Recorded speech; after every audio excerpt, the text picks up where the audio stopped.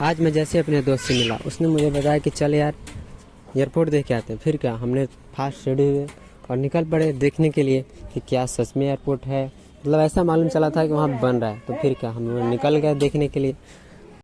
और हमें रास्ते में बहुत ही मुशक्क़त के साथ जानी पड़ रही है, बहुत ट्रैफिक है, फिर भी धीरे धीरे जा रहे हैं। पहुंचते ही हम लोगों को मिल गया पुलिस वाले अंकल, जो हमें जाने से अंदर मना कर रहे थे, लेकिन हम लोगों ने रिक्वेस्ट किया तो इन्होंने जाने दिया। और फाइनली अब यहाँ हम लोगों ने पहुँच चुके हैं।